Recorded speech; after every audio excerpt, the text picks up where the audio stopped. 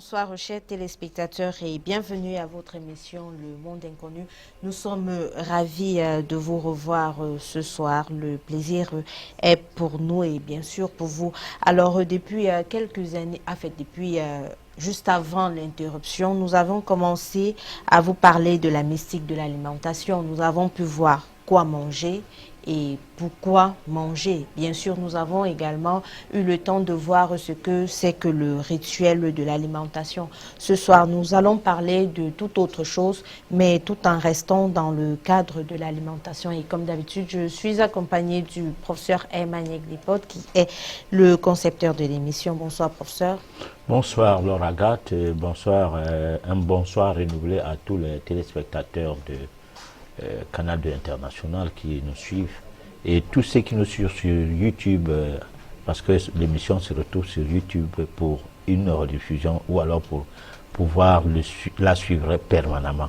Voilà. Alors ce soir, on parle encore de l'alimentation, mais de quoi s'agit-il exactement ce soir? Alors, on va parler de l'alimentation ou spiritualité sans Dieu dans sa première partie, la première partie de la chronique. Et puis, nous allons revenir sur l'eau, la mer, terre et les nutriments pour essayer d'entrer en plein parce que nous avons parlé de l'oxygène.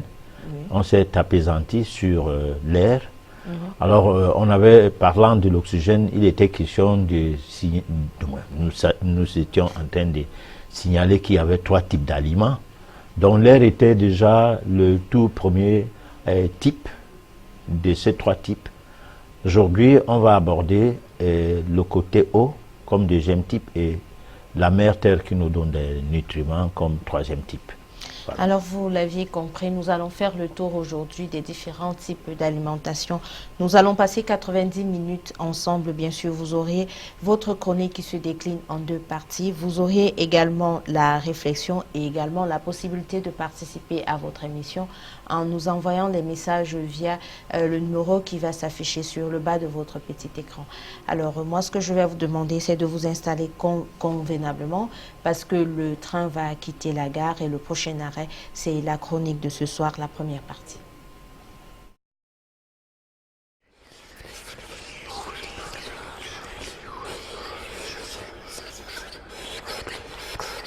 La mystique de l'alimentation et la spiritualité, 5e partie. Alimentation, spiritualité sans Dieu. Vous devez mettre en tête qu'il y a quelque chose à faire. C'est de changer votre quotidien.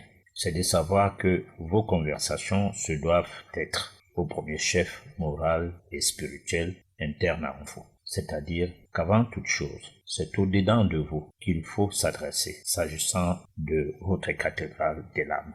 Si vous pratiquez de la spiritualité ésotérique tout en continuant à commettre des fautes mortelles, ce que les religieux appellent péché, sachez que même l'air que vous allez utiliser comme aliment positif n'aura aucun effet tangiblement positif pour vous. Votre vie continuera dans l'illusion totale parce que vous ne pourrez pas profiter de l'aspect purificateur de cet aliment, moins encore son côté bénéfique pour votre spiritualité. En Afrique, bientôt 2 siècles d'occidentalisme chrétien que notre continent vit. Nous, Africains, avons changé notre manière de vivre, notre spiritualité, qui a toujours été le fait de bénéficier les bienfaits de l'Éternel, son omniscience, sa toute-puissance, son omnipotence, etc.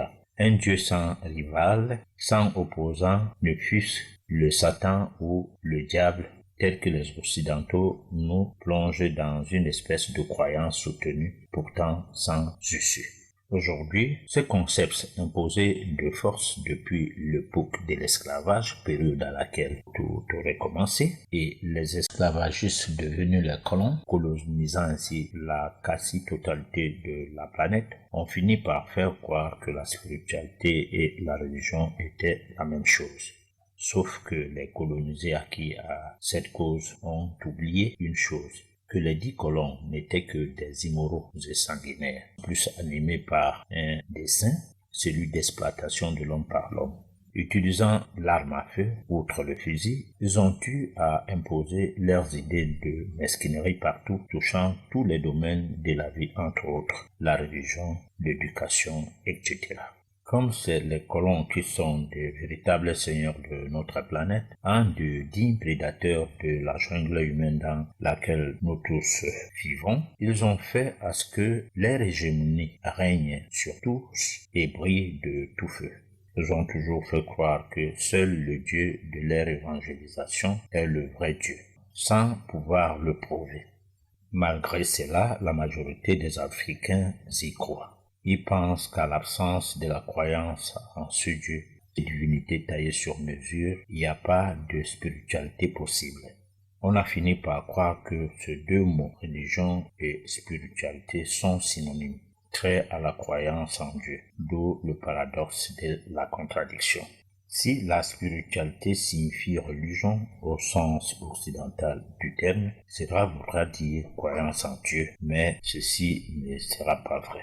On peut bien parler de la spiritualité ou de Dieu sans y interjeter la religion. Les Africains qui croient à une telle évidence le font parce qu'ils ont perdu les lettres de noblesse de la vraie tradition. Il suffit de voir les choses dans le bouddhisme ou dans la sagesse grecque et bien d'autres traditions à travers le monde pour comprendre qu'il existe une grande immensité de spiritualité sans religion.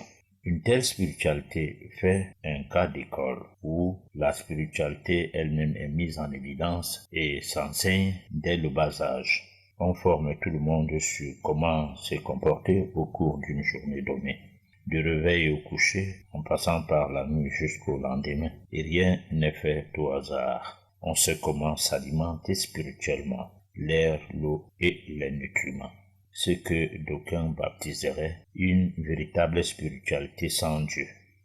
Le concept de Dieu des religieux étant vide d'essence, mais d'un Dieu vrai, une divinité certaine avec laquelle on communie tout le long de son existence. La mystique de l'alimentation et la spiritualité, l'eau, la mère terre et Alors, professeur, vous parlez de l'alimentation, spiritualité sont dues. Alors, alimentation et spiritualité liées ou alors deux concepts bien distincts?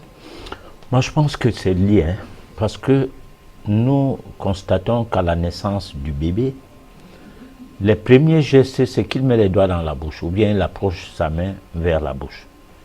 Et la première chose que le bébé a l'air d'implémenter dans la tête de ses parents, c'est qu'on lui donne quelque chose à manger. Donc, directement, soit on lui donne de l'eau, certaines régions on donne l'eau sucrée, ou de la canne à sucre, ou du vin de palme, quelque chose de sucré sans alcool. Et quand le lait de la maman n'arrive pas à couler immédiatement, ou à défaut, on lui donne le lait.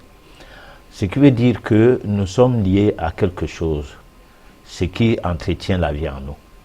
Parce que nous recevons la vie à la naissance avec l'entrée de l'énergie vitale en nous, donc l'énergie vitale entrant dans le fœtus, incite à ce que la vie soit, disons, là. La vie soit là.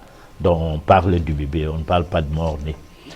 Cependant, lorsque on n'a pas cette vie-là, on n'a pas cette énergie-là, on n'a pas matière-vie. Et quand on n'a pas matière-vie, on parlait de mort-né carrément. Mais comment entretenir la vie? Parce que la vie, là, quand elle entre avec le souffle de vie, donc avec l'oxygène. On commence à respirer, donc on est déjà nourri, on est à table, en train de manger l'oxygène qui est la nourriture céleste, donc en train de s'alimenter. À partir de ce moment-là, le problème ne se pose pas, on n'est pas en train de mourir, mais il faut entretenir donc la vie. L'oxygène seul ne suffit pas pour entretenir la vie pérennement. On est donc obligé d'alimenter le corps et c'est pourquoi on ne peut pas considérer l'alimentation, surtout dans le cadre de ce qui est des nutriments, en ce qui concerne les nutriments, avec le transit qui passe par l'eau, comme étant quelque chose de banal. Où on va nous dire que manger n'importe quoi, ça suffit de fait d'alimenter d'entretenir l'énergie vitale dans des conditions idoines. Parce que moi j'entends par conditions idoines, je parle ici métaphysique, donc des conditions de la spiritualité qui va dans le sens à ce que le corps reste divin, ou bien alors que le corps se divinise, donc évolue. Nous ne devrions donc pas manger juste pour manger. Malheureusement, nous mangeons pour manger. Parce que ici, on ne fait qu'à d'alimentation que lorsqu'il faut manger les nutriments. On ne pense pas un tout petit peu que l'air est un aliment, encore moins l'oxygène, parce qu'il y a quelqu'un qui m'appelle de l'autre côté de l'Hexagone pour me dire « Oh, mais moi j'ai fait tous les cours en matière de nutrition, je n'avais jamais imaginé ce que vous racontez là. » Bon, je dis « Mais attends, mais donc j'ai tort ?» Il dit « Non, mais au contraire, hein, c'est la matière à réfléchir. » Ah, d'accord.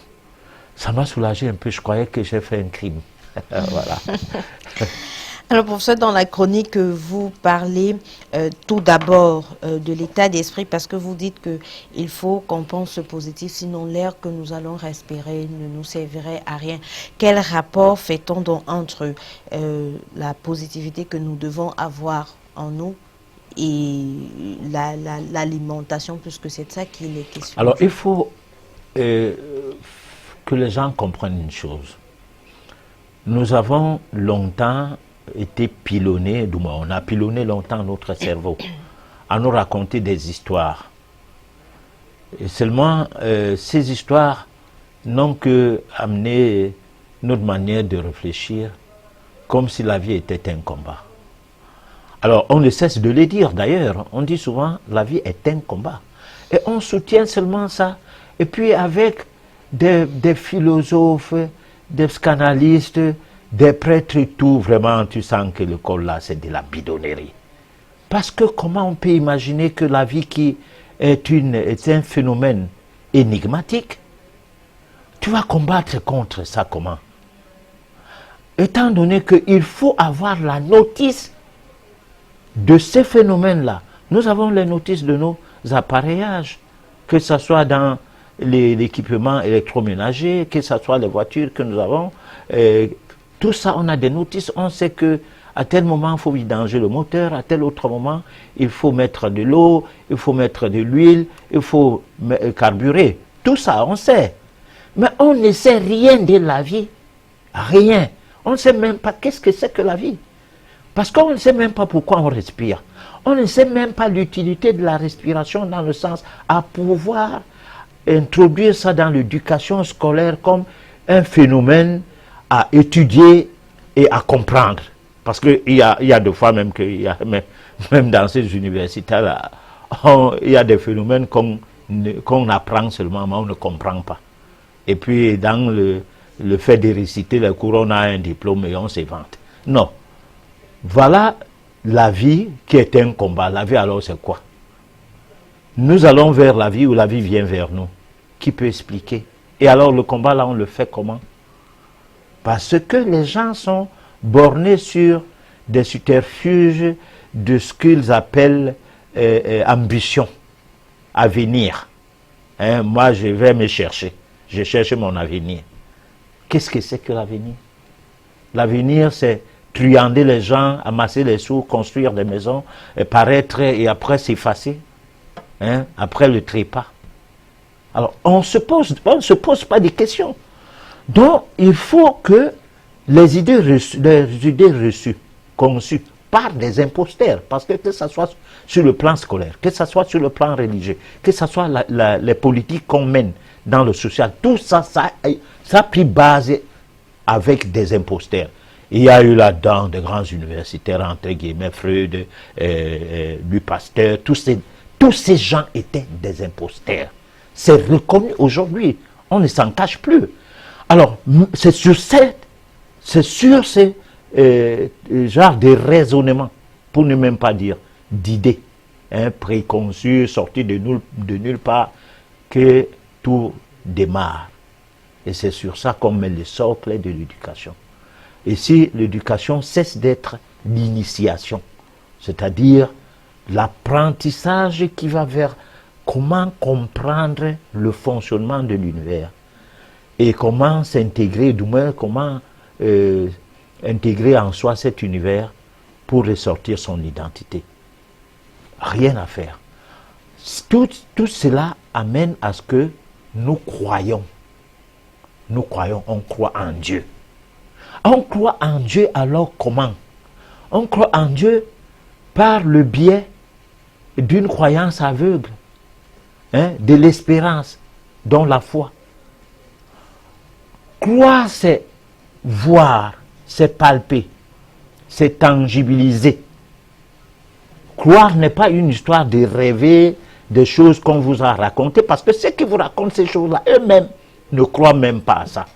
Puisque quand il faut tuer, c'est ces religions-là qui sont derrière. L'esclavage a été béni par les papes d'avant. Ils ont massacré des races entières. Par exemple, ceux qui étaient de la race rouge. Ils ont malmené des races, les noirs, mais avec la croyance en Dieu. Alors, qu'est-ce qu'il faut? Il faut donc que si nous parlons spiritualité, que nous parlions de ça dans le sens de nous diviniser. Parce que l'homme doit, dans son évolution, avant d'aller à son paradis imaginaire, que sur la terre, qu'il commence à baliser, pour qu'il sache que il doit se spiritualiser pour qu'il devienne divin. Et un divin est celui qui ne fait pas de la souffrance quelque chose de mauvais, qui plutôt pense que la souffrance lui fait grandir, que sans la souffrance, on n'est rien. D'ailleurs, les philosophes d'avant, qui étaient un peu sourcés dans les bases philosophies, qui étaient la métaphysique, la mère des philosophies, disaient que la souffrance est le maître de la vie. Celui qui n'a pas souffert n'a rien compris de la vie. Voilà, donc il faut qu'on cesse d'avoir des idées préconçues si on veut évoluer spirituellement. Alors, professeur, est-ce à dire que si, par exemple, je passe le temps à nourrir de mauvaises pensées vis-à-vis d'un de mes proches, mon alimentation dans le cadre général, c'est-à-dire que l'alimentation neutre, positive et autres, ne serait foutue, alors n'aurait aucun effet sur moi? Si on respire bien, on purifie son sang.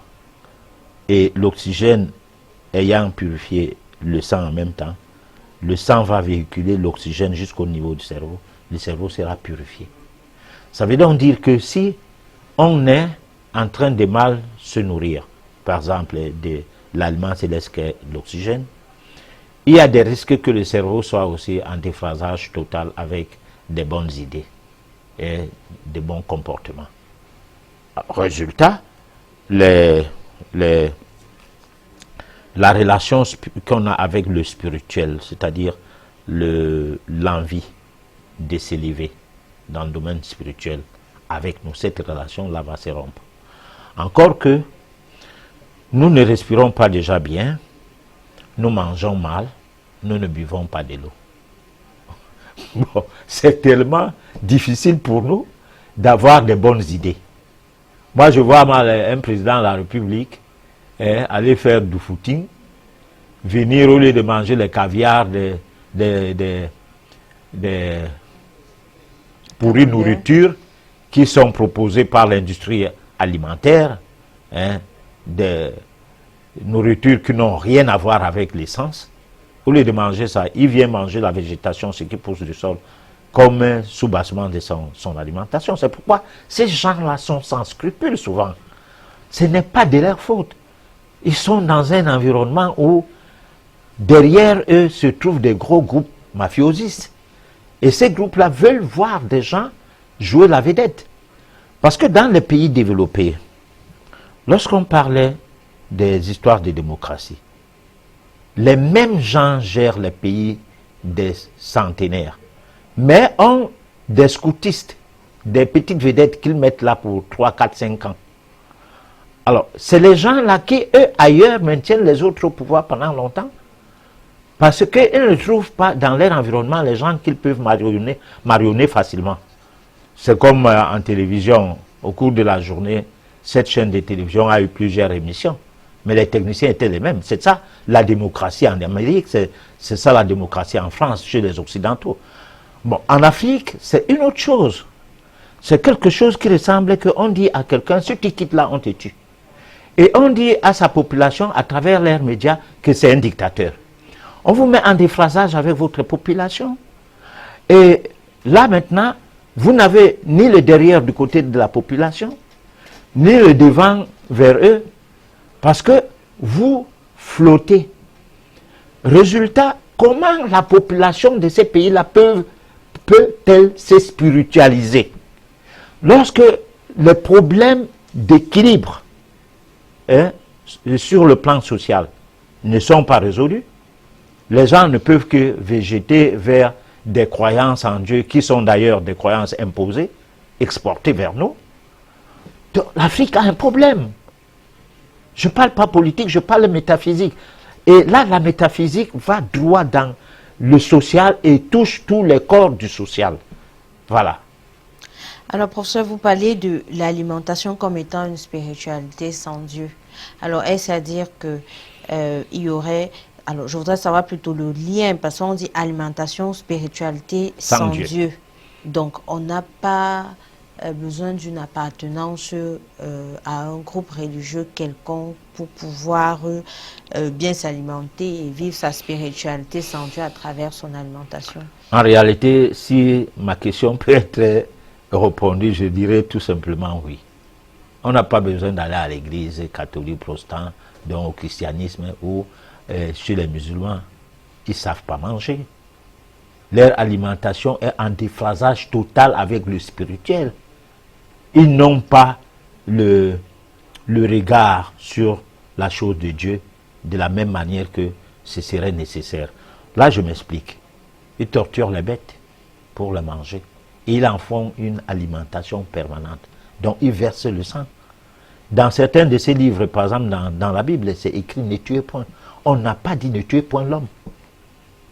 Voilà. Mais maintenant, nous sommes dans une mouvance où, pour vivre, il faut tomber dans la chaîne alimentaire. Et la chaîne alimentaire, c'est pourquoi il faut mettre l'accent sur l'oxygène et sur l'eau.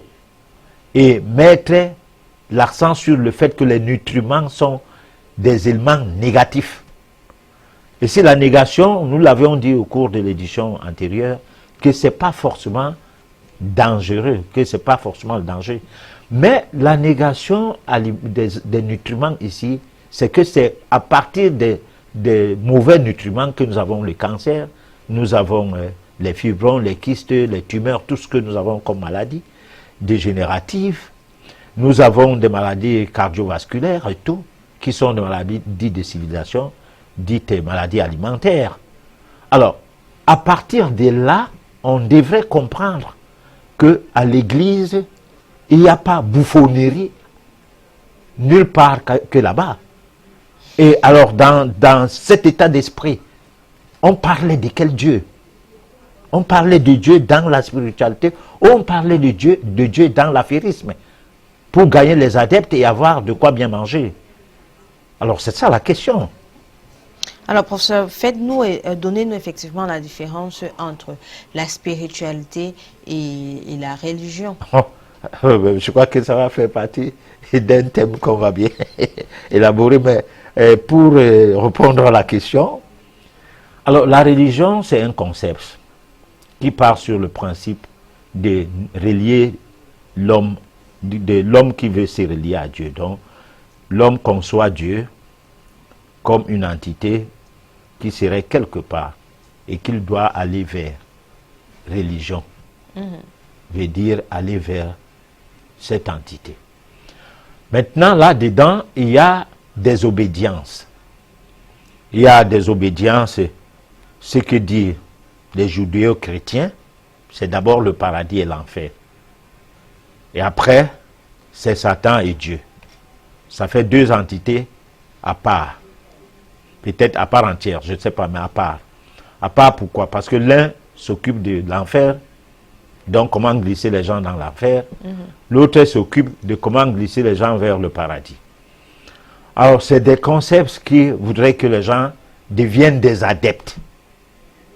Parce que c'est des concepts qui sont contre le fait qu'on reconnaisse que l'homme évolue. Tu nais une fois, tu meurs, tu attends le dernier jugement. Voilà. Alors maintenant, dans ces concepts, quand on voit ce que pensent les religieux du côté chrétien, c'est qu'il y a le jugement. Et là, ces jugements, vous pouvez vous en défaire si vous croyez en quelqu'un qui est mort pour vous sauver. Ça, c'est les chrétiens.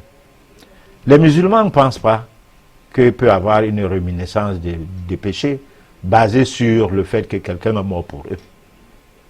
Ça fait deux concepts. Mais le croisement se trouve au niveau du paradis, de l'enfer. Même si la manière de voir le diable diffère, mais le paradis et l'enfer, c'est la même chose.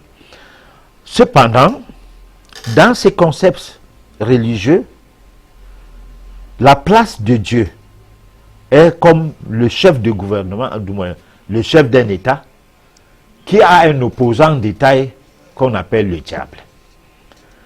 Et cet opposant fait tellement de mal à Dieu qu'il est obligé d'oublier que c'est lui qui a créé l'opposant et que c'est lui qui d'ailleurs a créé les gens et qu'il les a créés avec un cœur dur à ne pas écouter son appel ou son interpellation. Donc moi je pense que c'est un concept qu'il faut réviser dans la tête des gens. Je ne dis pas qu'ils racontent des histoires. Non, qui racontent ces histoires-là, elles sont morales. Elles permettent quand même que les gens fassent attention. Qu'en volant, qu'ils sachent que voler n'est pas bien. Qu'en allant trouver la femme d'autrui, qu'ils sachent que c'est pas bien. Les 10 commandements, par exemple. Tout cela, ça a une valeur. Et c'est cette valeur-là qu'il faut quand même reconnaître. Mais seulement, quand on parlait de la spiritualité, ce n'est pas dans le sens de ne voler point, ne commettez pas d'adultère et tout, comme pour plaire à Dieu. Dieu n'a pas de femme. Il n'a pas de quoi on peut voler. Il n'y a pas de fenêtre dans sa maison où on va casser la porte ou la fenêtre et on part prendre quelque chose. Toutes ces lois nous concernent. Il y a une autre manière de les enseigner, sans que ce soit comme les commandements, comme les interdictions, mais comme un enseignement initiatique qui permet à ce que l'homme prenne conscience pourquoi ne pas faire ces choses serait bien. Mais cela ne serait pas possible pour des gens mal éduqués à la base. Parce que prenons par exemple le cas de la France, où là maintenant, une loi interdit carrément de gronder fort son enfant. On te retire cet enfant et on l'amène quelque part. Là-bas où on l'amène, il y a la pratique des drogues, il y a l'homosexualité, il y a tout. Et 90% des gens qu'on amène là-bas, c'est des enfants venant des autres pays, dont les enfants des étrangers. Alors quand on les amène là-bas, l'enfant n'est pas dans un tissu familial, où il y a le père, il y a la mère. De gens qu'il reconnaît. Et là-bas, il n'y a aucune éducation initiatique. Donc, tu ne grondes donc pas l'enfant. Il va grandir comment? Parce que nous, dans nos proverbes bantous, on dit que si tu vois un cours d'eau tortueux et tout, c'est pas parce qu'il n'y avait pas les gens qui parlaient. On a parlé à l'eau, l'eau n'a pas compris. Les enfants des Noirs ne sont pas mal éduqués par faute de l'initiation éducationnelle.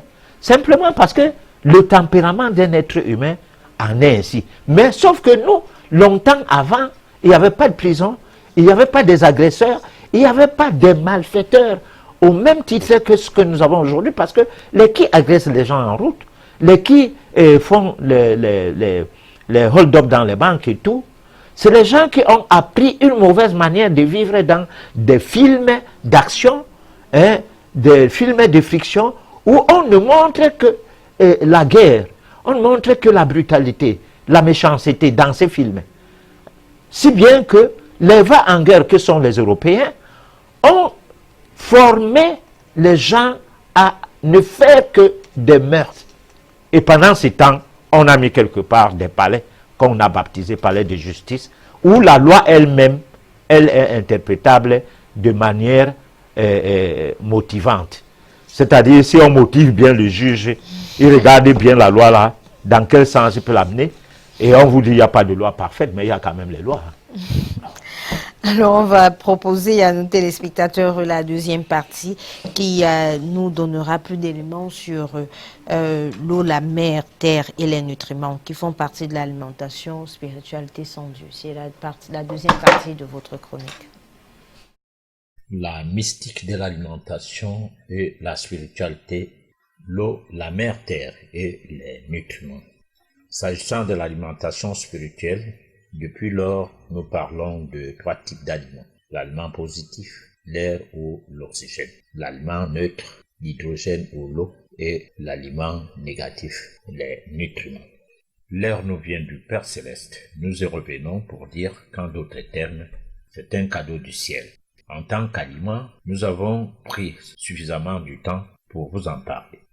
Vu son rôle, l'air est incomparable à d'autres aliments. Et suivant sa densité vibratoire, son côté spirituel est inexplicable. C'est ce qui fait qu'il soit largement supérieur à tous les autres aliments. Chaque personne devrait savoir ce qu'il faut comme élément pour la toile de son âme, sans rester dans le doute de l'existence de tout ceci. Vous deviez vous poser des questions sur quoi faire pour obtenir une plus grande satisfaction pour votre spiritualité. Vos talents d'un bon peintre de votre âme devraient vous sublimer tous les jours, dès lors que vous savez déjà comment associer l'élément positif, l'air, à l'autre élément, l'eau, en tant qu'élément neutre. Un mélange que les cellules de votre organisme attendent pour qu'elles soient guidées dans l'air recherché d'équilibre acido-basique. Une sorte de voie de la vérité, l'air facilitant de l'autorégénérescence. C'est ainsi qu'elles se mettront à votre service en de multiples façons, si bien que, grâce à l'eau, vous trouverez des réponses tant du côté de la circulation sanguine qu'à l'activation circulatoire subliminale de l'énergie au travers des chakras. Les nutriments sont des substances procurées par la mère terre, le sol. En utilisant les premières catégories d'aliments, le corps bénéficie d'une bonne pesanteur en termes de vibration d'une grande portée spirituelle. Cependant, les aliments provenant du sol sont taxés de négatifs parce qu'ils sont dotés de particules lourdes, souvent difficiles à mâcher ou à digérer. L'air étant de polarité positive, l'eau, de par sa nature ayant des particules flottantes, va vibrer de manière à servir de tampon entre l'aliment de polarité positive, l'air, et celle de polarité négative, les nutriments. Le mot négatif ne veut pas dire dangereux. C'est une simple question d'axe vibratoire, sauf lorsqu'il s'agit des aliments provenant de l'alimentation artificielle, issus des industriels qui peuplent des supermarchés aux particules cancérigènes, mutagènes, etc. Selon l'endroit où sont issus les nutriments développent des vibrations y obéissant. D'où, avec l'utilisation des nutriments, on peut noter une certaine inconvénience du domaine de la santé, mais surtout de celui de la spiritualité. Ceci est à prendre en considération avant d'opter pour la bouffonnerie. En d'autres termes, les noms donnés aux différentes parties du corps, ainsi que ceux des maladies, n'ont pas été choisis au hasard par les découvertes de l'anatomie en médecine. Cependant, le nouveau jargon médical tient à cacher le sens profond et spirituel de la maladie. Les indices sous forme d'images vivantes étant dissimulés, le côté occulte de la maladie ne pourra jamais être révélé. Pourtant, chacun de nous devrait dire « le corps humain m'a dit » ou « le mal m'a dit ». Que de lever simplement les mains au ciel vers l'Éternel Dieu pour prier au lieu de chercher la cause de ce mal qui a dit, autrement appelé maladie. Dans les hôpitaux, le silence prend place. Pourtant, le corps nous parle, mais on ne l'écoute pas. Et seul le corps humain sait ce qu'il dit. Et bien sans l'approbation de ces soi-disant scientifiques, tout ce que dira le corps, rien de cela ne sera suivi.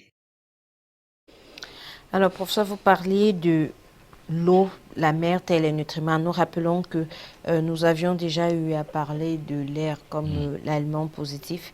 Donc aujourd'hui, nous travaillons sur l'aliment neutre et l'aliment négatif. Alors, l'eau, qu'est-ce que l'eau nous apporte? C'est vrai qu'on dit que le corps est composé à 90% d'eau. Mais pourquoi est-ce que elle serait considérée comme un aliment neutre? Alors, il y a un problème d'équilibre acide-base, acido-basique, l'équilibre acido-basique. Ça veut dire 70% d'eau allant voire 80 même serait une meilleure chose dans laquelle les cellules sont plongées, comme pour dire que l'eau aussi a des cellules. Lorsqu'elle est dans le corps, il y a des cellules liquides, des cellules gazeuses, des cellules solides, etc. Résultat, on a l'eau comme tampon, c'est-à-dire comme quelque chose qui sert de lien entre l'aliment positif et l'aliment neutre. Parce que dans l'eau, il y a encore l'oxygène. Et l'eau est composée des éléments qui relèvent des minéraux, au même titre que les nutriments. Les nutriments étant le produit du sol, parce que quand on parle de nutriments, ici, nous parlons des nutriments issus de l'alimentation, des produits vivriers, oui, les produits de la terre, les produits vivriers, donc les produits maraîchers. Nous ne parlons pas des boîtes de conserve, nous ne parlons pas des pâtes alimentaires, nous ne parlons pas des hamburgers, nous ne parlons pas des yaourts ou du lait, tout ce que l'industrie nous propose. Cela n'a pas de nutriments. Cela a des agents, des éléments qu'on appelle communément les additifs alimentaires. Les additifs alimentaires, leur face cachée, c'est que c'est des produits parfois qui sont issus de la culture transgénique, dont des éléments seront modifiés génétiquement pour leur multiplicité. Et ces éléments sont mutagènes, c'est-à-dire ça mute les chromosomes, et sont cancérogènes aussi, ils sont neurotoxiques. Il faut aller sur le site additifs alimentaires et voir à peu près les codes et les composants de ces aliments qui nous sont proposés dans l'industrie alimentaire. Alors donc, on ne peut pas, lorsque nous parlons métaphysique ou spiritualité, on ne peut pas considérer des produits de supermarché comme étant des produits susceptibles à produire des nutriments. Contrairement à ce que le nutritionniste universitaire va vouloir enseigner. Parce que lui, il enseigne des choses qu'on lui a dit. Il n'a pas eu le diplôme pour rien. Parce qu'il a su réciter ce qu'on lui a dit. 1 plus 1 égale 2. Si c'est faux, il répète comme ça, 10 sur 10, on lui donne le bac. Et quand il a le bac, il est intellectuel. Pourquoi? Parce qu'il est automate. Il ne pouvait pas dire que mais 1 plus 1 peut aussi être 1. Ça, c'est deux choses mélangées. Ça peut s'avérer que ça ne pourra qu'être une chose. Alors donc, nous essayons d'exciter la curiosité de tout un chacun, parce que le tout n'est pas de dire que les Noirs ne réfléchissent, ne sont pas intelligents. Comme le disent les Blancs, eux-mêmes ne sont pas intelligents. Ils ont embourbé leurs frères dans une hégémonie universitaire d'un enseignement sans sens. Et c'est devenu mondial. Alors nous, on nous taxait des gens pas intelligents parce que on nous trompe les yeux ouverts et nous, on applaudit. D'accord. Mais attends, même ceux qui sont en Europe, ils sont enseignés comme les autres. Tous sont trompés les yeux ouverts. L'interpellation que nous autres avons sur le noir, c'est que les autres gens, sans être racistes, mettent en valeur les connaissances qui sont de leur tradition. C'est ce qui fait que quand le blanc vient en Afrique, il ne mange pas de nos nourritures, il ne les connaît pas. Il ne prend pas les choses qu'il ne connaît pas. Il prend le sol, le sous-sol. C'est ça qu'il connaît. C'est ça qui a fait à ce qu'on a tué les Amérindiens. Hein? On a exterminé toute une race. Parce qu'il y avait des montagnes d'or. Ils étaient devenus fous de voir que comment les gens vivent à côté des choses qui brillent. Et ils n'en prennent pas acte. Alors, donc, moi, je pense que la question à répondre sur l'alimentation qu'est l'eau consiste à prendre l'eau comme quelque chose qui renforce d'un côté l'oxygène et qui vient du côté de l'aliment céleste, et de l'autre côté qui renforce des nutriments, de par sa pesanteur, sa teneur en sels minéraux, en oligo-éléments, du côté des nutriments et qui viennent de produits vivriers qui sortent du sol, qui eux aussi ont en même temps de l'eau et en même temps des minéraux et tout. Alors ça permet que l'évolution de l'homme trouve un équilibre sur le plan spirituel, physique, âme, corps, esprit. Tout cela trouve son équilibre. Ce n'est plus une histoire de tomber malade, aller prendre des molécules qui sont toujours classées dans la nature de ce qui augmente le taux d'acidité dans le corps et met en déséquilibre l'acide base. Voilà. Alors, professeur, quelle eau faut-il boire?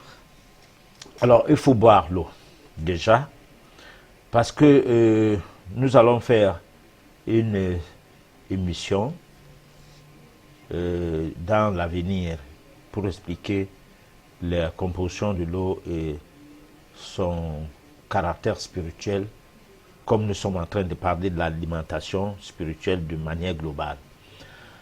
Mais il faut boire de l'eau qui vient des rochers, qui vient des sources. Mais maintenant, il n'y a pas les rochers partout. Voilà. Il n'y en a pas. Moi, dans mon village, il y en a. Bon. Mais tout cas, apparemment, il n'y en a pas ça ici. Voilà, on fait comment? Il y a l'eau qu'on prend dans les grands cours d'eau et on mélange avec des nitrates de chlore et tout. Et puis on balance ça dans les robinets. Et les robinets, l'eau n'aime pas les robinets là. Parce que l'eau n'aime pas qu'on l'a emprisonnée. Alors, l'eau traverse ces canaux là jusqu'à se retrouver dans nos gobelets, dans nos assiettes, et dans nos seaux pour se laver, pour faire ci, pour faire ça. Cette eau doit être redéposée au soleil pour que le champ magnétique, du moins l'énergie solaire, remagnétise l'eau avant d'être consommée.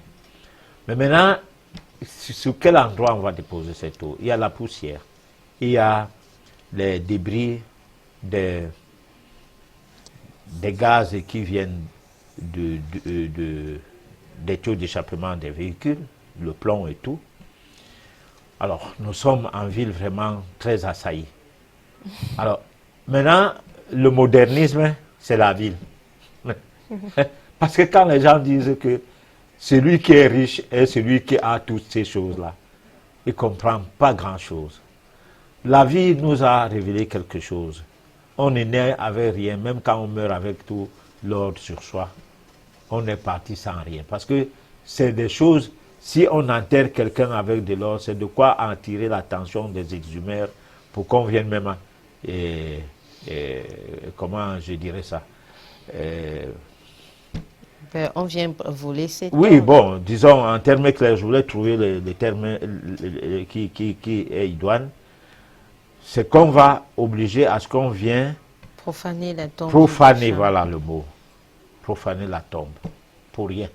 Parce que l'homme en mourant, il avait l'épée en or, il avait ceci, il avait des choses qu'il aimait dans sa vie, mais qui sont rentrées dans le cercueil comme pour ne rien faire. Une véritable thésaurisation, si cela est d'une nécessité, comme étant portant une valeur économique, on n'avait qu'à revendre ça. Ou bien à donner ça aux membres de la famille, placer ça dans des banques et tout. Alors ça a entraîné même que les tombes des pharaons ont été profanées à cause de ça. Parce qu'on les enterrait avec des objets très précieux. Donc moi, je pense que nous avons tout pour comprendre. Mais malheureusement, comme on nous a toujours amenés à apprendre et non à comprendre, et que nous ne savons pas établir la différence qu'il y a entre comprendre et apprendre dans nos universités, alors nous sommes donc restés vides des sens, nos têtes sont restées vides. Ce qui fait donc que l'ordre des valeurs au jour d'aujourd'hui n'existe plus. On ne sait pas qu'est-ce qui est valable à côté de ce qui ne l'est pas. Alors, entre le village et la ville, qu'est-ce qui est valable? Moi, je crois que c'est à chacun de répondre. Hein. Sinon, on va me dire, mais toi-même, tu n'es pas au village, là où tu parles. Là. Alors pour ça, tout à l'heure, vous aviez parlé de magnétiser l'eau, c'est-à-dire remettre l'eau sous le soleil pour que l'énergie solaire remagnétise l'eau. Alors, quand on parle de remagnétiser, ça veut dire que l'eau aurait eu quelque chose qu'elle aurait perdu. Ouais. De quoi s'agit-il? Voilà. Ça veut dire que l'eau a une mémoire. Et lorsque l'eau est maltraitée, sa mémoire est perturbée. Remagnétiser l'eau voudrait donc dire que vous ramenez l'eau à se réidentifier, à se refaire. Donc, les vibrations qui viennent de l'espace ambiant avec l'énergie solaire et tout, redonnent la chance aux particules de l'eau de se reconstituer. Parce que dans cet emprisonnement, dans cette maltraitance, cela entraîne le désordre. C'est comme l'organisme de l'homme. Quand vous maltraitez votre organisme, c'est là que vous avez le paludisme, c'est là que vous avez la fièvre, c'est là que vous avez le diabète, l'hypertension. C'est là que plus tard, en prenant les médicaments, parce que vous voulez remettre l'ordre de manière obligatoire, et cela va entraîner un surplus d'empoisonnement et le désordre va aller à un niveau optimal. Et c'est ce niveau optimal qu'on va appeler l'AVC. Mais médicalement parlant, ce n'est pas ça. C'est une autre logique. Résultat, l'eau doit être autrement entretenue. Si vous prenez l'eau, vous mettez ça dans un seau en plastique. Ce n'est pas pareil comme quand vous mettez ça dans un canari. Ce n'est pas la même chose. Tout à fait. Hein? Ou dans un vase du genre fait à l'aide de calebasses. Ce n'est pas la même chose. Peut-être même encore dans une assiette en émail, ce serait plus que de mettre ça dans une assiette en aluminium, en inox. Vous voyez? Donc, il y a plein de choses. Quand on puise dans de l'eau, il y en a qui sont dans les immeubles qui n'ont pas de balcon. Il va exposer ça à quel niveau de soleil? Donc, moi, je pense qu'on doit refaire la terre. Et la base est très mal partie. Voilà. Alors, professeur, vous parlez de... Nous restons dans le cadre de spiritualité sans Dieu, l'alimentation. Alors, à quel moment cette eau-là que nous devons boire nous aiderait à nous spiritualiser davantage, en sachant que on a plusieurs corps. L'eau que nous buvons agit à quel niveau ou alors sur quel corps précisément?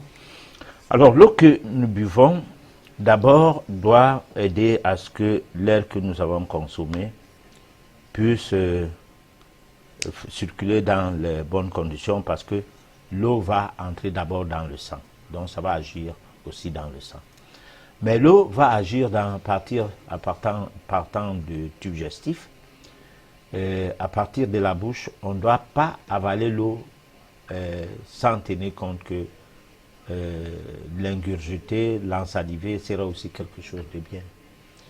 Parce que là, des particules de l'eau, une certaine partie de ces particules-là vont entrer directement dans le sang. Si nous prenons du temps à ingurgiter l'eau, à essayer d'apporter la première touche de digestion de l'eau à partir de la bouche. Alors ça va descendre, Maintenant, en ce qui concerne les différents corps, à mon petit niveau d'entendement et de recherche, l'eau va agir sur les glandes, les glandes endocrines. Donc, il y a, parmi ces glandes, il y a le foie, endocrine et exocrine.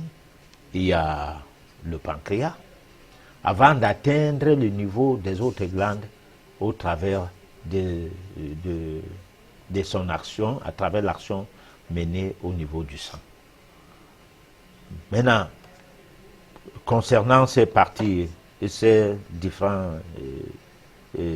instruments qui font circuler l'énergie sur le plan circulatoire classique, on peut maintenant aller jusqu'à voir que le côté spirituel de l'eau va s'intéresser beaucoup plus sur la partie subtile, finalement. Parce que ça va actionner l'équilibre entre le subconscient, le supraconscient et le psychique. Donc c'est une combinaison qui va arriver là parce que le sang étant purifié de manière totale, puisque l'eau a agi sur les nutriments, l'eau a servi pour le renforcement de l'oxygène au niveau de l'air, on aura une autre manière les fonctions des différents corps, le corps physique, le corps astral, le corps causal, le corps mental, tous ces différents corps vont maintenant bénéficier du fait de cet équilibre, d'un remodélage qui sera totalement autre chose. Alors, professeur, si on vous demandait qualité ou quantité? Alors, la qualité, c'est ce qui est utile, pas la quantité. Mais il y a des nombres de litres d'eau qu'on peut consommer. Par exemple, l'homme doit consommer au-delà de 2 litres. La femme doit tout au moins atteindre les 2 litres. Bon, moi je pense que ça c'est la quantité. La qualité, on a déjà expliqué que l'eau des robinets n'est pas forcément une bonne eau. Et même l'eau minéralisée, parce qu'il y a certaines sociétés qui trichent, qui appellent l'eau minérale naturelle. Mais souvent c'est l'eau minéralisée. Il y en a qui n'ont même pas l'eau à les minéraux par essence, qui n'ont pas trouvé une nappe d'eau qui a des minéraux en tant que telle. Mais parce que l'eau a des minéraux par essence, bon, ils vont dire que c'est l'eau minérale naturelle. Donc il y a plein de tricheries, surtout lorsque il s'agit d'une eau industrielle, emboîtée dans les plastiques. Et même les plastiques pour l'eau, l'eau que nous consommons à travers les plastiques, c'est une maltraitance pour l'eau. Voilà. Alors, pour ce parlons à présent des nutriments, la mère terre, en espérant que nous avons fait le tour de l'aliment neutre qu'est l'eau. Alors, la mère terre, aliment non négatif, oui. Pourquoi négatif? Alors, parce que c'est à base de l'alimentaire, de la mère terre de ce qui sort de la terre que nous avons des problèmes d'indigestion beaucoup plus. Bon, on ne veut pas dire que l'eau ne digère pas difficilement. J'ai dit tout à l'heure que quand l'eau est maltraitée, ce n'est plus l'eau en qualité, mais en quantité. Cependant, les nutriments issus des aliments mal cuisinés ou des récoltes pas nécessaires, prenons par exemple les cas de fruits. Si on prend les fruits qui ne sont pas mûrs, on a beau dire qu'il faut consommer les fruits, ces fruits-là ne vont pas agir positivement dans l'organisme. Il faut que les fruits mûrissent. Si on a cueilli des plantes dont la période de la cueillette n'était pas nécessaire, ce n'est pas des plantes qui vont apporter des éléments nutritionnels nécessaires à l'organisme. Ça sera en quelque sorte de bourratif. Maintenant, il y a aussi les zones où les cultures sont faites. Vous pouvez le constater, par exemple, avec des pommes de terre, où vous avez des belles pommes dans le panier, mais au moment de les cuisiner, vous commencez à les jeter une pomme une à une. Parce que dès que vous ouvrez la pomme, Elle est gâtée. elle est soit fissurée, soit ça a une boule noire à l'intérieur Tout à fait. et tout. Résultat, vous avez eu à planter les pommes à un endroit où la nappe d'eau, la nappe phréatique, n'était pas de bonne qualité. Il faut donc choisir où cultiver et comment cultiver. Tout cela doit se faire traditionnellement, parce que trop l'école, ça gâte les nutriments. On a vu des moniteurs agricoles venir chambouler la culture des villageois, parce qu'on veut à ce que ça soit productif finalement, on y met l'engrais. Et là, la terre devient aride. Et cette façon de récolter, les produits récoltés de cette manière-là, vont plutôt donner des maladies. Quand nous parlons donc des nutriments, nous parlons des nutriments en qualité nécessaires, d'abord pour consommer, mais d'abord préalablement en qualité nécessaire sur la base de la culture, de la récolte. Parce que à partir de la manière de cultiver, on va récolter. Souvent, on va mieux récolter ce qu'il faut consommer. Mais souvent, ce qui pousse naturellement en brousse est souvent mieux que ce que l'homme a cultivé. Parce que si vous trouvez dans une zone, comme ce fut à l'époque où la colonisation entrait ici, des champs de canne à sucre que personne n'a planté, que ça pousse à l'état sauvage. Hein? Là, les usines des pays comme l'Espagne avaient eu de la matière première qu'on n'a pas achetée. Et c'est comme ça que ces gens se sont enrichis sur nous. Et aujourd'hui, ils nous insultent de continents pauvres. Résultat, il faut partir sur la base du fait que comment la nature s'exprime à travers la culture ou les cultures. Parce que si on étudie les lois de la nature jusqu'à les comprendre dans la vraie base de la connaissance de ces lois et dans la bonne compréhension du mécanisme lié à ces lois, c'est en ces temps-là que même les cultures maraîchères obéissent à ce qu'on peut appeler nutriments de qualité. Alors, quand vous avez donc les nutriments de qualité, vous devrez les quantifier en fonction de votre organisme pour pouvoir les consommer. Vous devez aussi les cuisiner sur des bases précises, parce qu'il y en a des feuilles qu'il faut cultiver, qu'il faut cuisiner à l'étouffée, et d'autres à grand feu dans beaucoup d'eau. Et d'aucune de ces feuilles, par exemple, en ce qui concerne les feuilles, dans le sens de l'alimentation végétarienne, où il ne faut pas mettre de l'huile, parce que ça a déjà de l'huile, où il ne faut pas mettre le sel, parce que ça a le sel. Autrement dit, quand il faut mettre de l'huile, plus d'eau, très peu d'huile. Et quand il faut saler, il faut se poser la question, est-ce que ça ne peut pas se manger comme ça, sans saler? Parce que souvent, le sel de cuisine augmente les quantités d'eau dans le corps et provoque une mauvaise circulation du sang. Et on se retrouve avec l'hypertension. Voilà. Alors, professeur, est-ce que vous pensez que, parce que vous l'avez vous-même dit, qu'on a des zones actuellement dans le Cameroun, peut-être même ailleurs, où on cultive avec des engrais parce qu'on a besoin que la production soit énorme pour pouvoir faire un bon marché, avoir de nombreux clients. Alors, avec tout ce qui se passe, donc, est-ce qu'on peut s'assurer, alors est-ce qu'on peut dire véritablement que nous nous nourrissons de la bonne matière ou alors de la bonne nourriture? Non, je ne crois pas. Je vais parler de quelque chose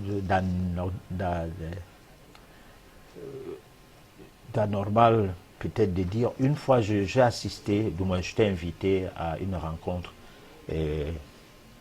qui parlait des problèmes l'alimentation dans notre pays, au Cameroun. À l'époque, j'étais aussi considéré comme quelqu'un que, au niveau des ministères, dans leur interaction ministérielle, quand on invite des gens de la société civile, on m'invite aussi. Alors, au cours de cette réunion, la réunion était sponsorisée par une des sociétés brassicoles qui est venue faire des diapos, expliquer une bière qui date depuis 1800 ceci, mais qui a le plomb, qui a le cyanique, qui a ceci, qui a cela. Alors j'étais un peu, bon, maintenant en quantité infinitésimale, c'est-à-dire en infime quantité, ça fait comment dans le corps, on ne nous explique pas. Alors ça m'a un peu irrité. Lorsque nous sommes entrés, on avait réparti des groupes de travail. Atelier. Bon, des petits ateliers. Alors je me suis retrouvé dans un atelier où il y avait le ministère de l'Agriculture et tout. J'ai relevé le côté maladie et l'alimentation. Ce n'était pas spirituel. Maladie et l'alimentation au cours de mon intervention. On m'a demandé de me taire rapidement. Très rapidement. J'ai insisté, j'ai dit, bon, attends, vous n'invitez pas les gens pour parler et ils ne disent rien. Ou bien ce que je dis, ce n'est pas des choses des enfants, nous sommes des adultes, vous comprenez ce que je veux dire. Oh, mais bien évidemment, professeur Redman Meklikor, on comprend, mais l'État n'a pas besoin de ça. L'État a besoin de nourrir les gens, c'est tout. S'ils sont malades, ils vont aller à l'hôpital. Alors je pose la question, qui paie leur nota à l'hôpital? Est-ce que l'État soigne alors les gens? Parce que si vous donnez l'impression que vous avez des obligations de nourrir une population, mais vous avez aussi les obligations de soigner la population. Qu'est-ce qu'il faut privilégier? Ce qui est préventif? Ou alors ce qui est comme ça? Parce que ce n'est ni préventif ni curatif. Au contraire.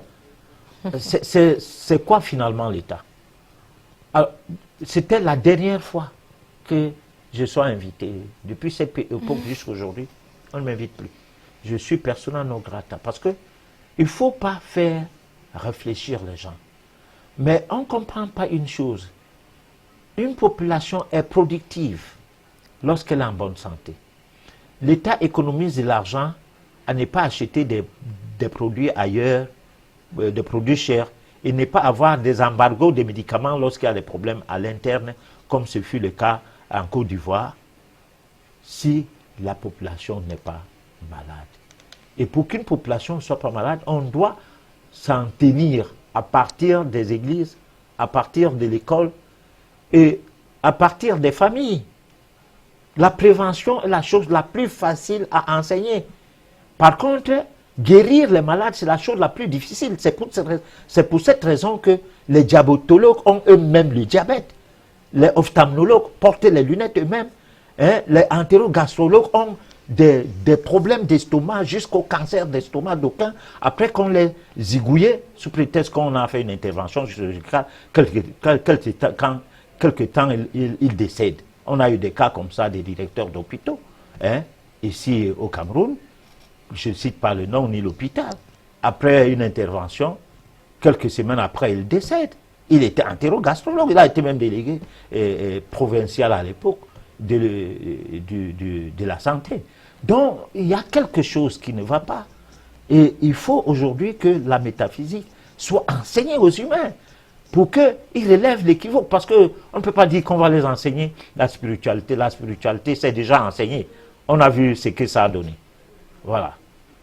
Alors, professeur, moi, j'aimerais savoir si le fait de bien respirer, bien boire de l'eau, c'est-à-dire qualité, quantité, pourrait être un tampon à une mauvaise nutrition. C'est-à-dire qu'on a des nutriments, mais qui ne sont pas bio, comme c'est le terme qu'on aime utiliser maintenant.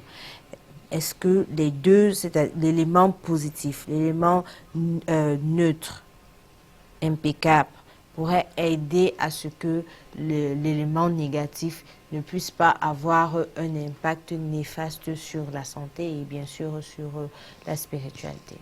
Alors si on respire bien, c'est-à-dire on utilise les poumons à leur juste valeur, et qu'on boit de l'eau comme il faut, on détruit une grande quantité de déchets qui nous viennent de mauvais nutriments. Là, franchement, la question tient, est bien posée parce que il faut dire une chose, l'air est supérieur à toutes ces choses. Avec l'air, on peut modeler son alimentation et son indigestion. Là, je m'explique.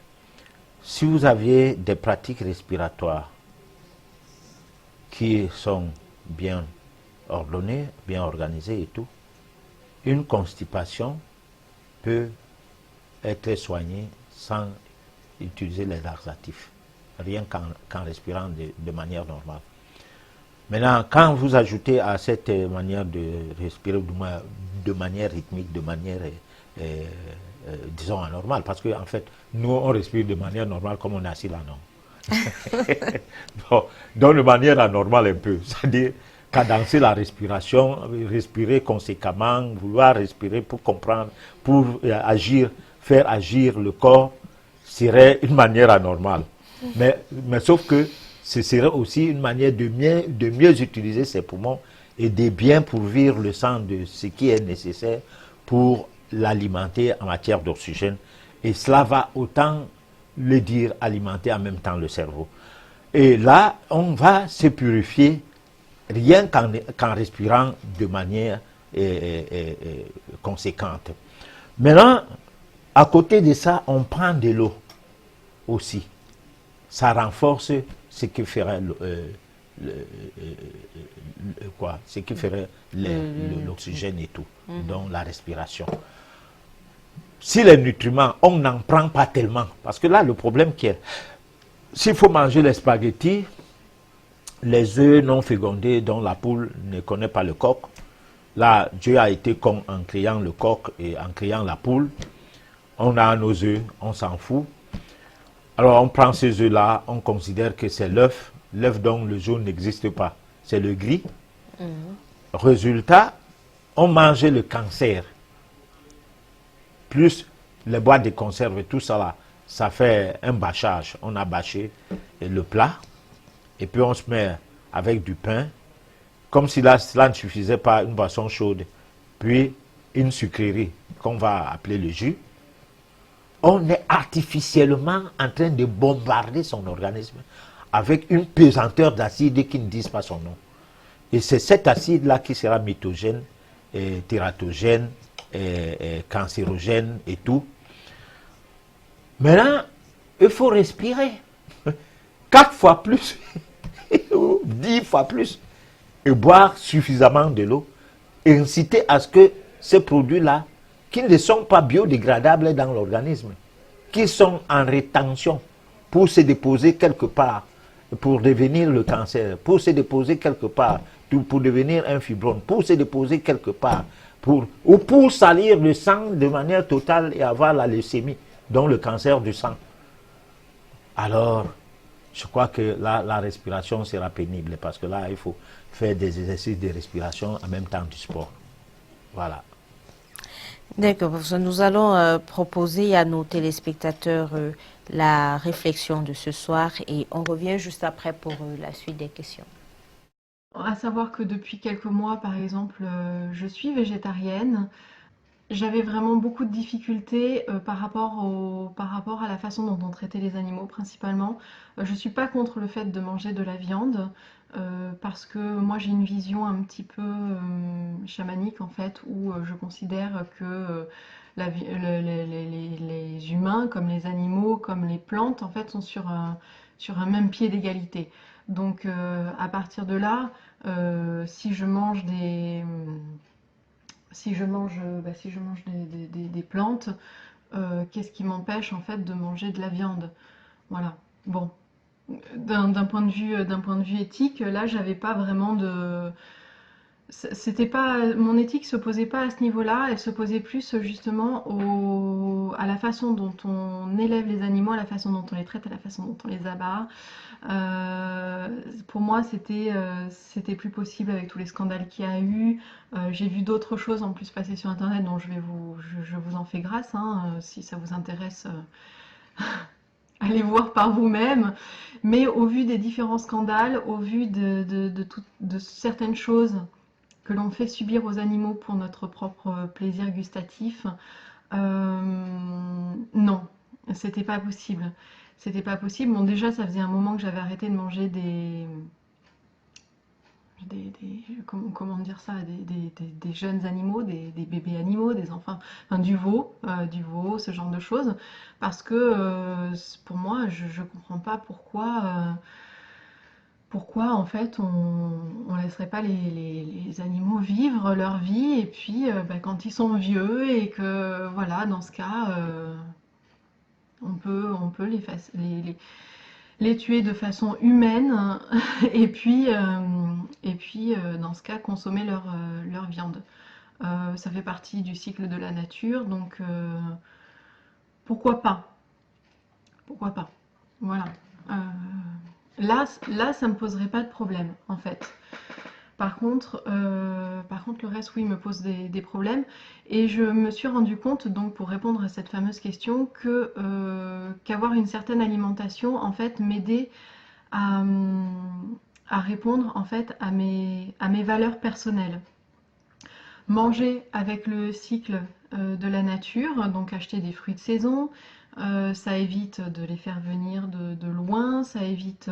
bon, même si je mange des fruits par exemple, je mange de la mangue, je sais bien que la mangue, elle ne pousse pas en France, ou rarement. Donc voilà, je mange des fruits aussi qui viennent d'ailleurs, mais j'essaie de consommer en fonction des saisons.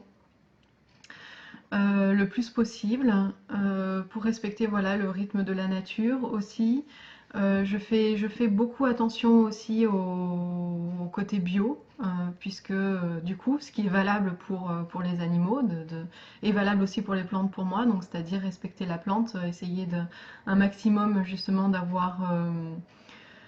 respecter son cycle, tout ça. Il y a beaucoup de choses que je fais moi-même, je fais des graines germées, je cuisine beaucoup moi-même, j'achète jamais de plats tout faits, enfin rarement de plats tout faits. Euh, voilà, tout ça, ça rentre en fait dans mon éthique personnelle et avoir une alimentation qui est liée à mon éthique, en fait, me permet de rester en accord. Mon corps est en accord avec mes valeurs, la façon dont je le nourris est en accord avec mes valeurs, la façon dont j'en prends soin est en accord avec mes valeurs. Ce genre de choses, voilà, ça rentre dans une globalité de démarche de vie. Et comme j'intègre ma spiritualité dans une démarche quotidienne, ma spiritualité, oui, passe aussi par mon alimentation. Elle passe aussi par la façon dont je prends soin de mon corps, donc par l'alimentation, par une pratique physique. Voilà, tout ça pour moi rentre en fait. La spiritualité pour moi c'est pas quelque chose de on va à la messe tous les dimanches et puis ensuite voilà. C'est pas possible. Enfin, moi, je vis pas ma spiritualité comme ça. Pour moi, c'est une démarche de vie. C'est quelque chose qui s'intègre dans mon quotidien. C'est essayer de faire mieux aussi au quotidien. C'est essayer d'avoir une démarche qui répond à mes valeurs personnelles, des valeurs de compassion, beaucoup, parce que je suis très liée au bouddhisme. Bah, vous avez dû vous en rendre compte avec tout ce que je partage autour de vous que les valeurs bouddhistes justement ce sont des valeurs qui me sont très chères et je m'y retrouve pleinement en fait dans cette démarche là, donc cette philosophie là, donc voilà, j'aligne en fait mon mode de vie, ma façon de vivre, mes pensées, j'essaye, très difficile, mais j'essaye voilà, de les intégrer tout au long de mon quotidien dans cette démarche de spiritualité-là. Voilà. C'est Isabelle Padovani d'ailleurs qui disait mais qu'est-ce qu'on a de mieux à faire dans notre vie justement que de développer nos valeurs spirituelles et notre bonheur finalement parce que c'est ça aussi qui nous apporte du bonheur de ne pas avoir aussi ce décalage entre ce que je pense, ce que je suis, ce que je fais, ce que je mange.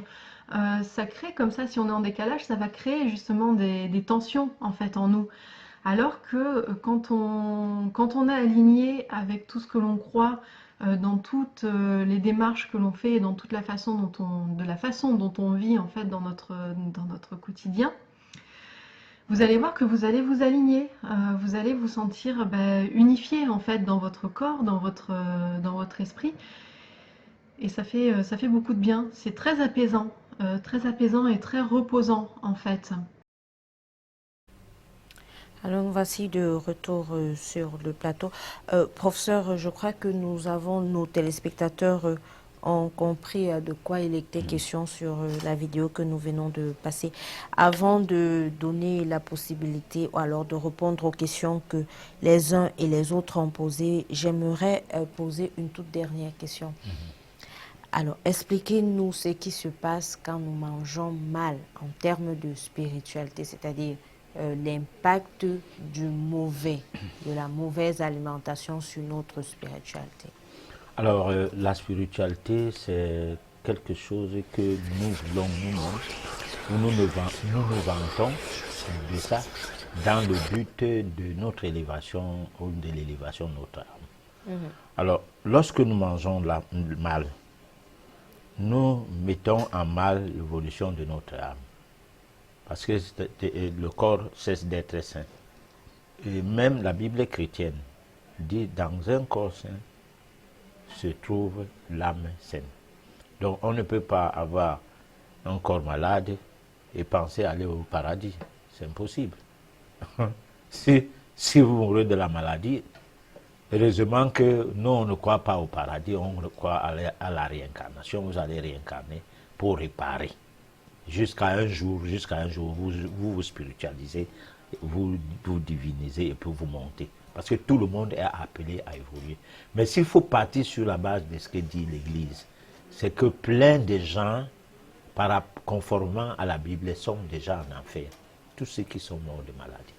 Et sur 100 personnes, des décès qu'on annonce souvent dans les médias, sur 100 personnes, 99,9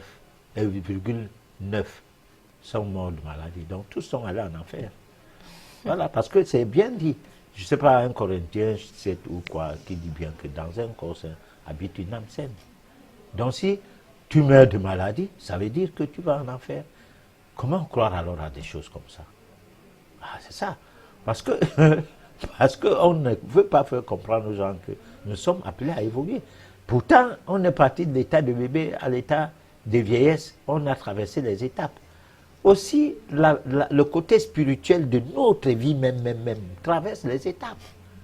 Bien évidemment, et cela ne peut être possible que par la roue de la réincarnation.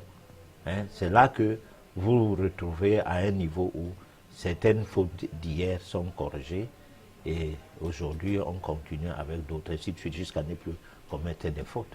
Mais cela étant, nous en métaphysique, on pense que l'initiation, si les gens sont initiés pour du vrai, ils atteignent le degré de la spiritualisation ou de la divination facilement. Alors, on va passer rapidement au SOS téléspectateurs pour apporter des réponses aux différentes questions qui nous sont posées.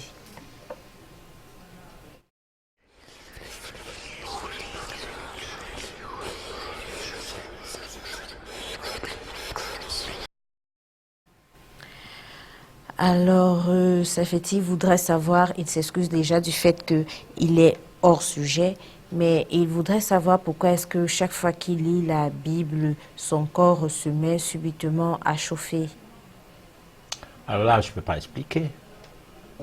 Pourquoi je ne peux pas expliquer? Parce que il faut qu'il soit étudié les rapports qu'il y a entre ce qu'il croit de la Bible, hein, et ce que la Bible peut lui faire faire comme il fait ne serait que par rapport à ce qu'il croit de la Bible. Bon, si quelqu'un trouve que la Bible c'est un livre qu'il peut chiffonner, il va déchirer les feuilles de la Bible et nettoyer les caca de son enfant avec. Il n'y aura aucun problème. Aucun. Mais s'il dit que s'il fait ça, c'est un sacrilège, parce que c'est le livre de Dieu, pas un livre imprimé d'homme. C'est tombé du ciel. Alors là, il sera frappé par son propre sacrilège que lui-même, il a créé de par sa psychose. Alors, que faut-il manger? Alors, ce qu'il faut manger, c'est des produits vivriers, ce qui sort du sol. C'est l'air, ce qu'on respire. On doit mieux respirer. C'est l'eau. C'est ce qu'on essaie de dire. Alors, les produits vivriers, c'est ce qui sort du sol. Jésus-Christ appelait cela les produits de la mère terre. C'est pourquoi j'ai parlé de l'eau, la mère terre et les nutriments. Les chrétiens ne savent pas qu'est-ce que c'est que la mère terre. Mais il est chrétien du fait de Jésus. Nous, en métaphysique, le chrétien, c'est celui qui pratique l'état christique, du moins qui développe en lui l'état, du moins, qui permet à ce que l'état christique s'implémente en lui, parce qu'il a le Christ en lui. Et il faut maintenant que ce Christ-là soit mis en éveil. Ce n'est pas Jésus-Christ, parce que Jésus lui-même, il n'était pas Christ à la naissance. Son nom était Petit Joseph, était en même temps Jésus. Christ est venu après son initiation, lors de son passage en Égypte. Tout cela, c'est dans la Bible, on lit mal. Voilà. Alors, il y a une téléspectatrice qui voudrait savoir si la nourriture que nous mangeons dans la nuit serait un danger. Dans la nuit? Oui. Mais oui. Pourquoi manger dans la nuit? Nuit comment? Dans le sommeil? Oui, dans son sommeil. Ah oui, mais si vous avez des vibrations, que vous voudrez que les entités de mauvaise nature viennent vous visiter dans la nuit jusqu'à vous inviter à prendre des repas, ça veut dire que vous avez une mauvaise circulation du sang. Ça veut dire que vous avez une mauvaise circulation d'énergie. Ça veut dire qu'il y a un pourrissement de vos chakras. Et là, vous n'attirez que des mauvaises entités. Et ces entités vont venir coucher avec vous. Ces entités vont venir vous donner de mauvais repas, des repas de leur monde. Et comment ces repas seront nécessaires? Sauf des rêves classiques qui ne veulent rien dire. Parce que vous pouvez, en dormant le soir, se rappeler comment vous avez mangé. Vous avez escroqué un gars quand vous êtes une fille, dans la journée, que c'était fantastique. Et dans la nuit, vous revivez la scène de votre escroquerie. Vraiment. Alors, on a un téléspectateur qui voudrait savoir, qui souhaiterait que vous repreniez la différence entre la religion et la spiritualité. Je dis que la religion est créée par les gens. Au départ, on a créé la religion pour nous amener à aimer, à aller vers Dieu. Parce que dans l'imaginaire de l'homme, il s'est dit, quelqu'un ne peut pas vivre sans protection. Ceux qui font les recherches de la naissance des religions vont rencontrer ce que je dis là. Moi, j'essaie de mettre ça en des termes totalement brefs. Donc, il y a eu des groupuscules de gens à une époque de la vie et de l'humanité qui ont donc dit, on ne peut pas, le bébé a besoin de la protection de sa mère. Et après, quand il devient enfant, il a besoin de la protection et de sa mère et de son père. Pour finir, quand il devient adulte, qui le protège alors? Donc, il doit avoir quelque chose qui le protège. Donc, la croyance en Dieu est née de la superstition. L'homme est superstitieux par essence. La première superstition, c'est ton père qui est tout, qui est fort plus que tous les autres papas, des autres enfants de la cour. Hein, dès que quelque chose se passe, je vais dire ça à mon père, il va venir te taper. Hein. Il dit, bon, si tu dis ça à mon père aussi va te taper. Il dit, ton père ne peut pas taper mon père. Donc on est superstitieux par essence. La superstition, ce n'est pas une mauvaise chose, c'est une manière de vouloir reposer sa tête quelque part. Hein, il faut un oreiller. Et cet oreiller, c'est le père quand on n'est pas encore adulte, ou bien quand on n'est pas encore majeur. Mais après, c'est qui alors? Soit un morceau de bois, comme j'ai ma baguette là, je peux en faire ma croyance. Quand j'ai ça, c'est un contre-danger, même si ce n'est pas vrai. Mais du fait que, je l'ai dit, je mets en consonance les vibrations de la matière de ma baguette, y compris tout ce qu'on a mis dedans. Maintenant, avec moi, ça se met en unicité et ça produit un effet. Et c'est cet effet-là qui fait partie de la protection dont j'attends de ça. Mais cette protection ne peut pas être possible. Et si moi, je ne me mets pas dedans et ça ne se met pas en moi, ça ne peut pas être possible. Alors, donc, quand on est en religion, on n'est pas avec Dieu. On ne sait même pas qui est Dieu. On ne se met pas avec Dieu. On se met avec la logique du prêtre, du pasteur, de l'apôtre, de celui qui, devant nous, a son gagne-pain à travers cette organisation. Voilà. Alors, est-ce que manger avec une fourchette aurait un impact sur la spiritualité? Oui, manger avec les outils, sauf des outils adéquats. Par exemple, si on mange avec les fourchettes en bois, si on mange avec des cuillères en bois, c'est pas pareil comme on mange avec les cuillères que nous utilisons là. On ne sait pas si la cuillère en or serait nécessaire pour le repas par rapport au bois. Voilà. Donc ça veut dire qu'il est bon de manger avec les mains. Avec les mains. Oui.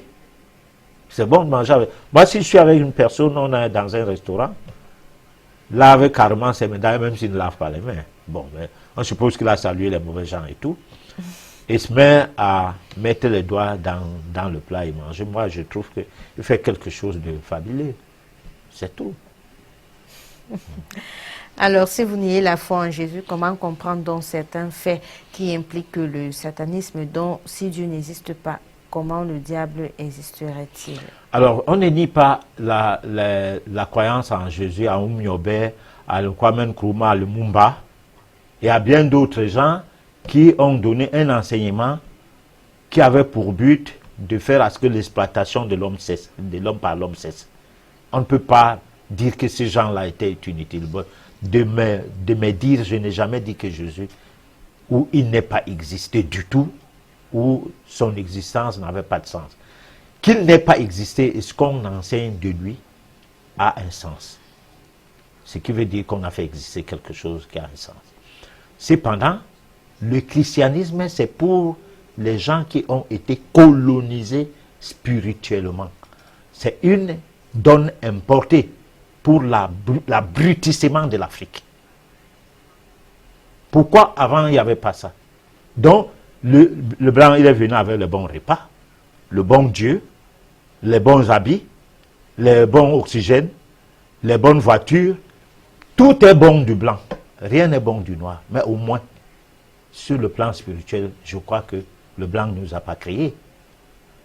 Voilà. Donc, les gens cessent de parler de Dieu par rapport à la religion. La religion, vous ne savez pas comment c'est venu. Nous, on est âgés. Moi, quand à l'école primaire, tu ne partais pas dimanche à l'église, comme l'école primaire catholique était presque dans tous les villages. Le lundi matin, comme on a fait l'appel hier à l'église, et comme tu n'étais pas là, c'est comme ça que tu reçois les coups de bâton. Pourquoi on ne tape plus les gens aujourd'hui? Parce qu'on n'a plus rien à faire. On a déjà embourbé les gens dans un formatage qui voudrait que c'est eux-mêmes qui parlaient de Jésus maintenant. Alors pour ça, nous sommes arrivés au terme de notre émission. Un dernier mot avant de conclure. Alors on est toujours sur le registre de décryptage de l'alimentation, la mystique de l'alimentation spirituelle. La mystique de l'alimentation. Oui, la mystique de l'alimentation et la spiritualité. On va continuer dans cette donne parce que c'est un sujet vaste. C'est tout un livret qu'il faut écrire sur ça. On ne saurait en faire une émission. C'est pourquoi on est à la 5e édition. Nous pensons que la 6e édition, nous aurons encore de la matière à produire à l'intérêt des téléspectateurs s'ils ont aimé, néanmoins. Alors, nous avions été ravis de vous connaître si nombreux. Rassurez-vous, nous allons prendre le soin de vous apporter les réponses pour tous les messages qui n'ont pas été lus, alors pour toutes les questions qui n'ont pas été posées. Je vous souhaite de passer une excellente soirée. Vous pouvez nous réécouter sur YouTube. Donnons-nous rendez-vous mardi sur la même chaîne et à la même heure. Bonsoir.